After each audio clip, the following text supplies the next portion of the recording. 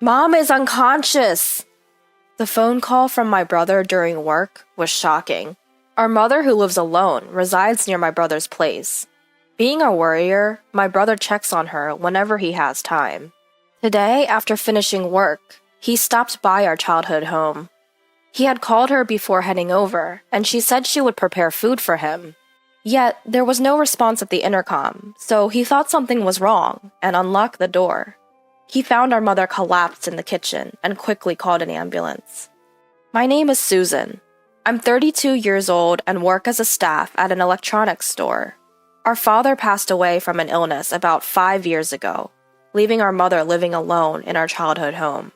I have been living alone because I often work overtime, and it's more convenient to be close to work. It's only about a 10-minute train ride to our childhood home, so I visit about once a month. Just recently, I saw our mother in good health at home. Despite that, I rushed to the hospital after hearing she had suddenly been taken there by ambulance. At the hospital, I met up with my brother, and when we entered our mother's room, the doctor soon came in and told us she had passed away. The cause was a heart attack. I was stunned, unable to accept the reality. But I couldn't dwell on my sadness. Unlike our father's illness-related death, I had never even considered the sudden loss of our mother, so there were many things to do for the funeral. By the time we finished the funeral, both my brother and I were exhausted. After that, we decided to split up and handle various procedures. First, we went to our childhood home to sort through our mother's belongings. As my brother and I were heading there, I spotted a cell phone store. Come to think of it, we need to cancel Mom's cell phone plan, right? I'll ask what we need to do. I could have called and asked later, but since it was on our way back, we decided to stop by. The cell phone store was busy when we arrived. On second thought, it was peak season.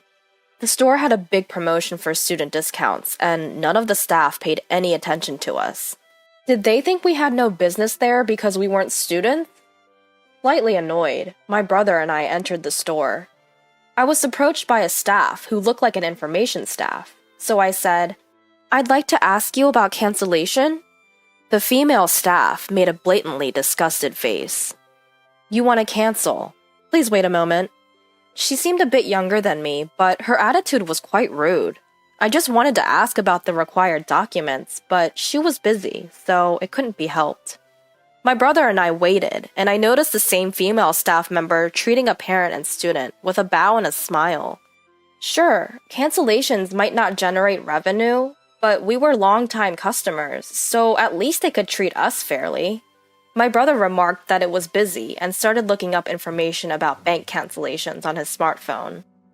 The other staff members were also busy, and the guide blatantly ignored us. I couldn't take it anymore and decided to speak to the female staff member again. "My mother passed away, so we want to cancel her plan. If you could just tell us the required documents, we'll gather them and come back. How soon can you help us with that?" Though I was upset, I'm a working adult too. I tried to convey my message as politely and concisely as possible. Then the female staff said, "The person themselves should come for the cancellation. Just bring a driver's license." I wanted to say, "Were you even listening?" But I held back. "So my mother has passed away, and we want to cancel on her behalf." As I said that, the female staff furrowed her brow. "As I said, we can't cancel it without the person themselves." Frustrated, I snapped, "I told you, she's deceased." Then the female staff laughed and said, "Well then, bring her bones." She made a shooing gesture. There was no point in staying here any longer. Let's just go home for now. My brother seemed upset as well. I glared at her and left the store with my brother. I thought about talking back, but we were near our family home and I didn't want to cause a scene in front of the neighbors, so I held back for now. A few days later, we went to the cell phone shop again. We didn't want to be charged for another month, so we wanted to cancel as soon as possible. Since I work at an electronics store, I asked a colleague in the mobile department to look into it and gather the necessary documents. Our electronics store couldn't handle the cancellation process, but if we take a death certificate to the shop, they would accept it. I sometimes see customers complaining about not being able to cancel at our store, and I finally understood how they felt. I never thought about the differences between mobile shops before. We were still in the process of cleaning up our family home, so I met up with my brother there and we headed straight to the cell phone shop. We considered going to another shop, but it wasn't our fault, so why should we have to accommodate them? Plus, other shops were far away. We entered the shop, hoping that the female staff from before wouldn't be there. However, she was the one greeting customers again. She seemed to have forgotten about us, so when I said, "We were here before and our mother passed away, so we came to cancel her cell phone," the female staff looked shocked as she looked at my face. "I brought the necessary documents, so please proceed." As I said that, she put her hand on the earpiece she was wearing. By the way, the earpiece is a type of small radio, which I also wear at work. She reluctantly led us to a table.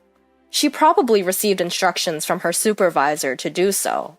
I wanted someone else to handle it, but we just wanted to get this over with and leave. As soon as I thought that, she sat down with a mocking smile.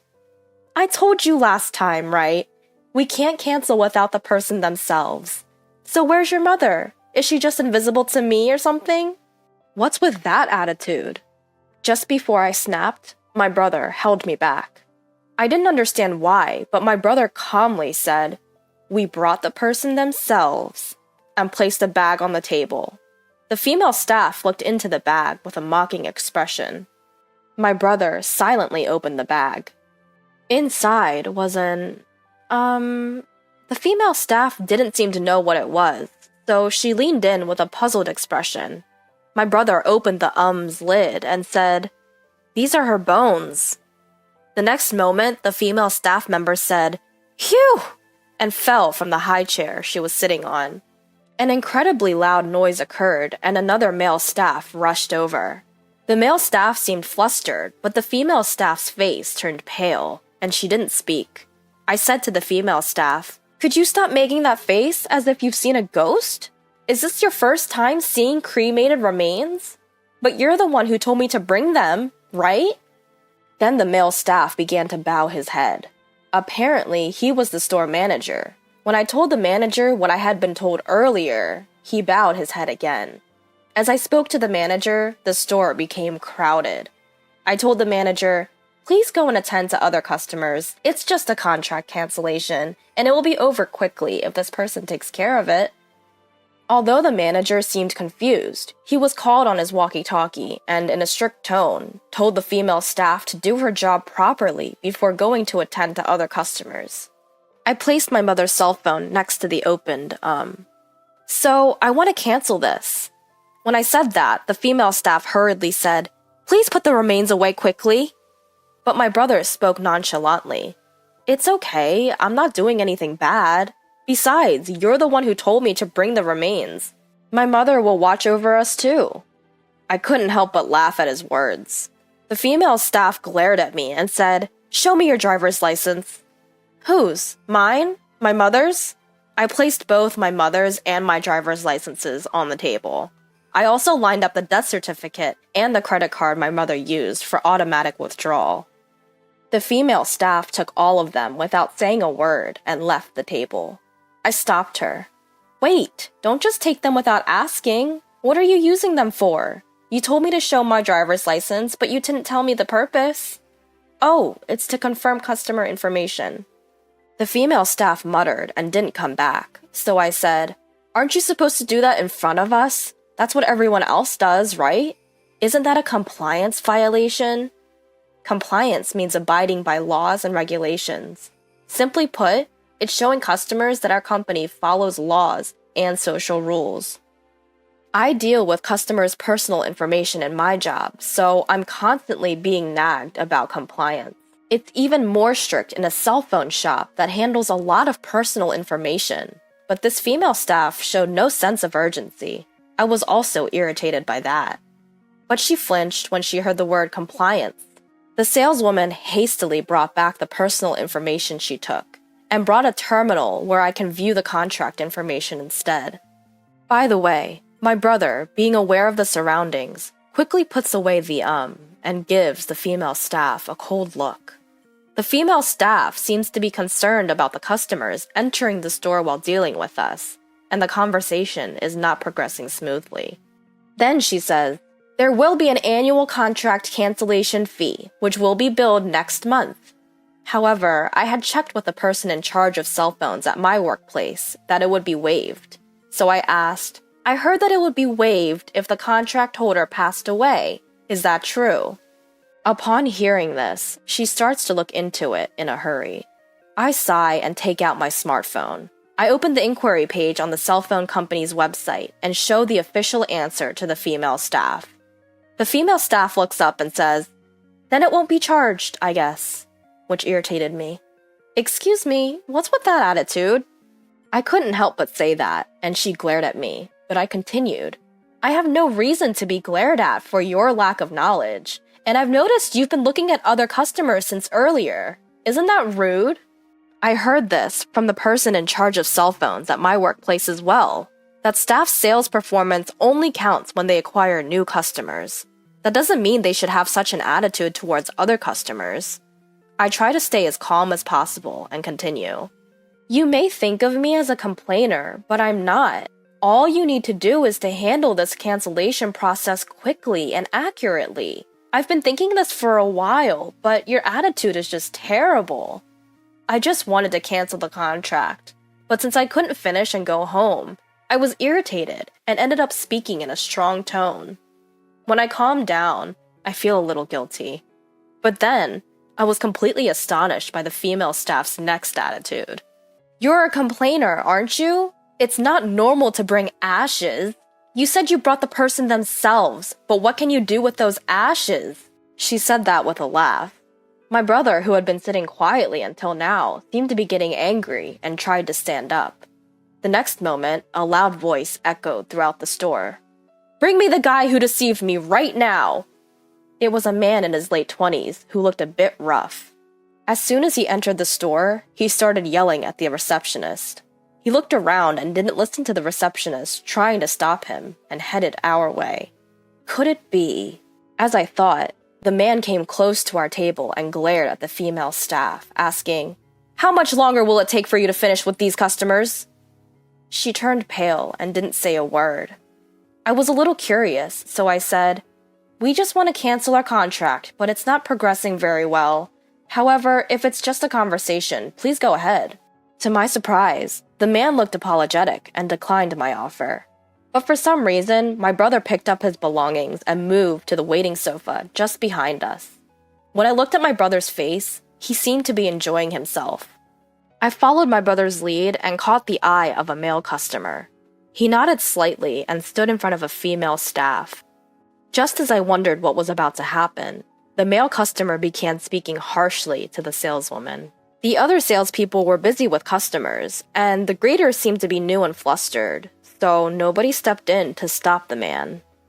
From what I could hear, he had signed a new contract a week ago and was angry because the content of the contract was different from what he had discussed, and he had been given many options without his consent. I had heard that such misunderstandings were common at our store's cell phone department, so at first I thought the male customer might be mistaken. But then the saleswoman said something outrageous.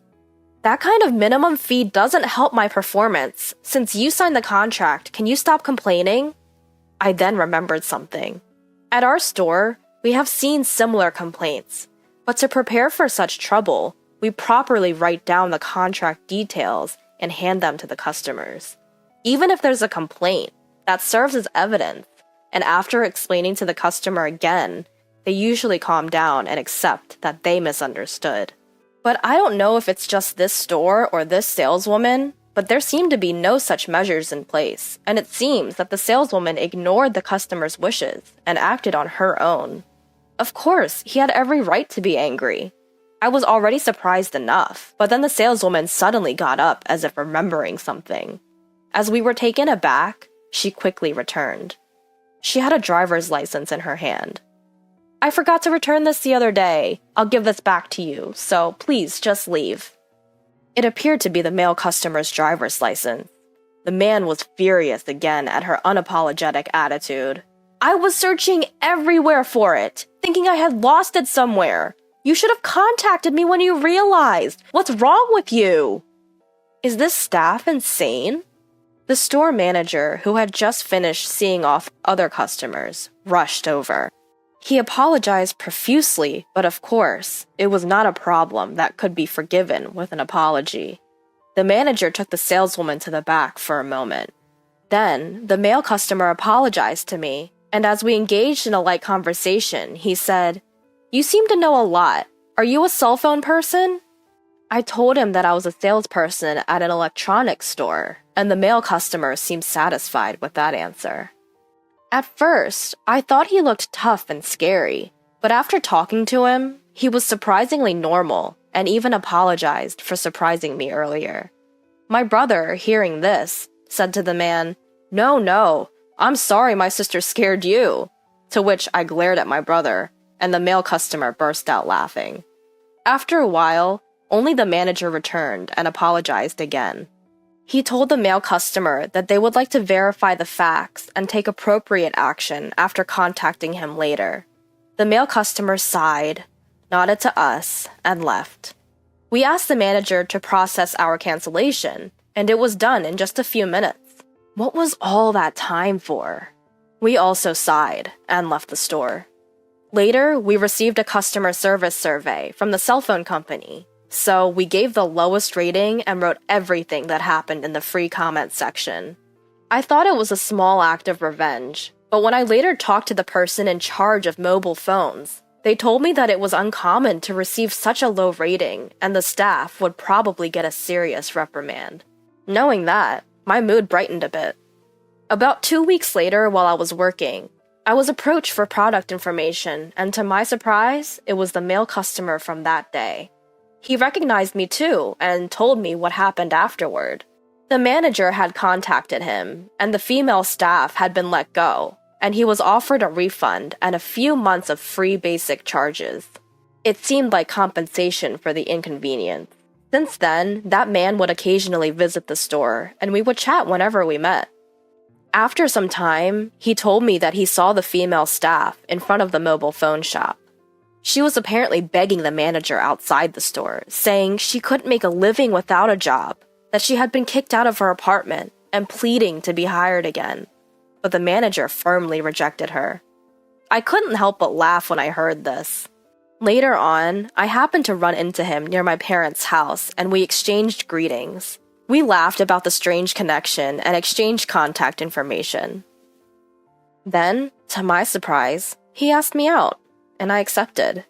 Thanks to that, both my work and private life have become fulfilling.